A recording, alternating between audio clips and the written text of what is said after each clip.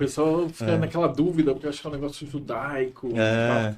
Mas, então, para começar a explicar para o pessoal que está em casa entender, a primeira coisa, eles precisam entender que não existe uma cabala só. Sim. Mas existem Traz basicamente um pouquinho para você 3 cabalas diferentes. E a história do que é a cabala, ela começa lá no Egito. Então você tinha... Ele liga um pouquinho com a maçonaria, então eu vou explicar de onde que vem esse conceito de ordem secreta e tal. Sim. São as ordens militares, ou a ordem de sacerdotes, eles estavam ligados com os engenheiros. Então quando a gente fala de maçom, a gente está falando de construtor. E o que era um construtor nessa época? Era o cara que fazia o castelo, barco, ponte, aqueduto, estrada. Então era o cara que forjava o metal das espadas. Então era uma profissão que era super secreta. Algumas simbologias maçônicas, né? Que é o mesmo símbolo da construção civil ali, né? Exatamente. Maçom quer dizer construtor. Só que lá naquela época, quando não tinha faculdade... Maçom não é uma religião. Não é uma religião, é uma profissão. Né? O pessoal confunde, né? Como se fosse uma religião. Fala que é uma religião. Eu achava que era religião, porque é uma sociedade secreta, é uma filosofia, mas não é. É um grupo que antigamente eram os sacerdotes. É uma organização, isso. Pode dizer. E o que eles tinham de diferente, que o pessoal tinha medo deles? Eles sabiam ler e escrever. Aí você fala, pô, mas e aí, cara? Todo mundo sabe, mas pensa lá no Egito, onde, tipo, ninguém sabia ler e escrever. E aí esses sacerdotes, eles tinham esse conhecimento. Então os caras, eles chegavam e olhavam os hieróglifos, e aí de lá o cara já sabia imediatamente quem eram as dinastias, quem era o governador, como é que funcionavam as batalhas. O cara tinha uma inteligência enorme. Eu brinco e falo assim, o Carl Sagan fala que o livro é a forma que os seres humanos têm de fazer magia.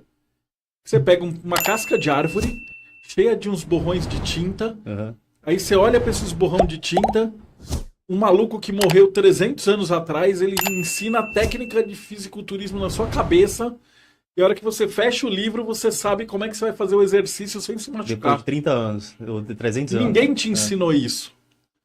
Então, a ideia é que esse conhecimento veio do nada, e aí os caras ficavam assustados, porque tudo naquela época era boca a ouvido.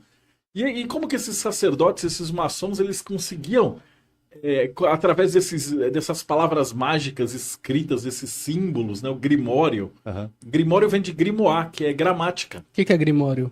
Grimório é um livro de magia. Então, os livros de magia eram livros de instrução, de receita, de uma série de coisas, de engenharia, de comércio, né? Sim.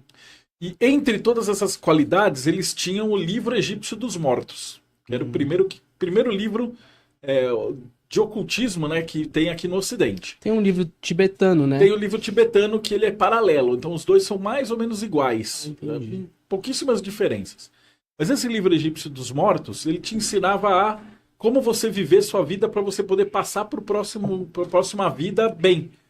Então você tinha que responder uma série de questões do tipo, eu não matei, eu não pequei, eu não agredi minha mulher, eu não menti, eu não roubei ninguém... Que depois, spoiler, a igreja transforma nos 10 mandamentos.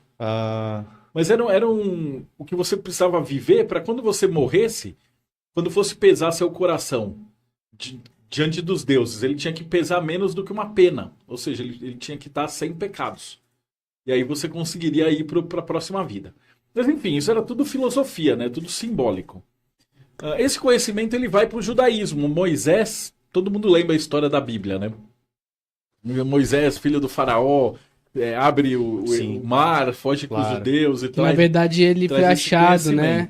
Moisés foi achado. Foi achado. Tem toda Nem uma era historinha, parentesco, assim. Tem filme, tem o desenho da Disney, tem a novela da Record. Todo mundo conhece. E aí, essa é a cabala judaica. Que seria o quê? É você receber esses dons divinos. Então, pela cabala, você medita... E aí Deus, que emana todas essas qualidades, ele vai emanar a sabedoria, a inteligência, a força, a beleza, a guerra, todos os atributos, a estratégia, etc.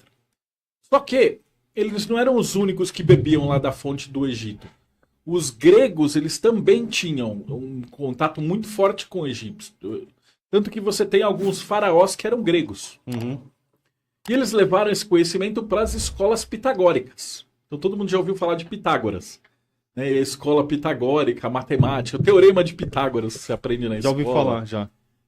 Essas ordens iniciáticas gregas, elas também tinham a cabala, só que eles chamavam de gnose.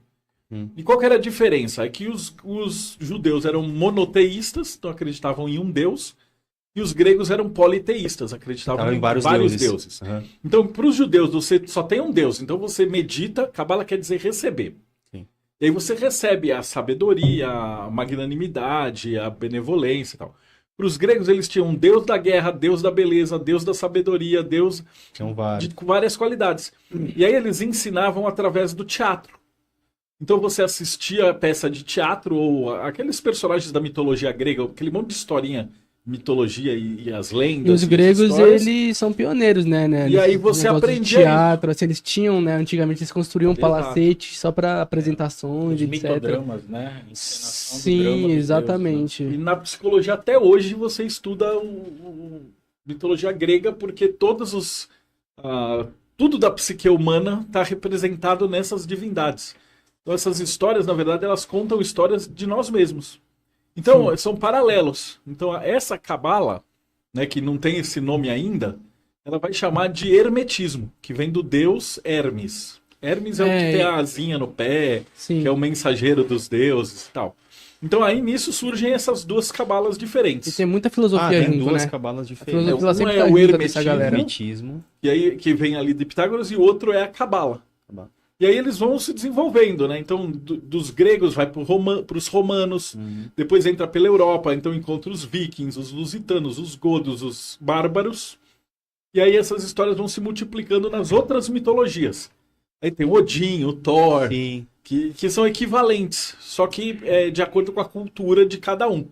Então, por exemplo, se a gente pegar o nosso céu e inferno, na nossa cultura fala que é quente, né? Tem o diabo. Teve no jogo do God of War, o Thor, ele é gordo.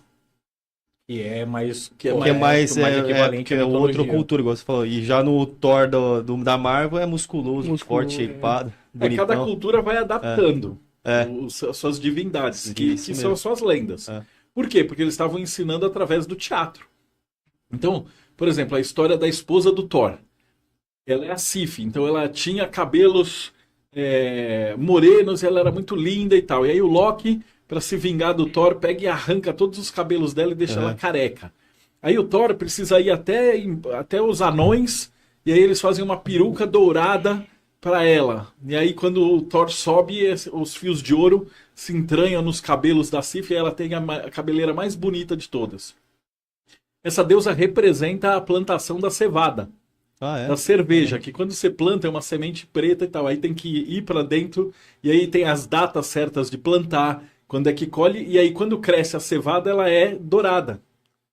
E aí os cabelos dela dourados estão representados. Então essas historinhas, elas contam e instruem as pessoas como é que elas deviam viver. Então elas passavam esse tipo de instrução pra galera viver, né? Aí o que acontece? Aí vem a Igreja Católica. No ano de 600 e pouquinho, a Roma assume a Igreja Católica e pelos exércitos de Roma eles começam a bater em todo o paganismo.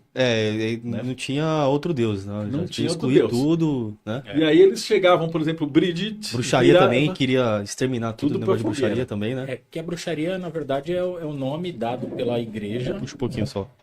A bruxaria é a maneira que a igreja chama a prática agrária, religiosa agrária. Sim.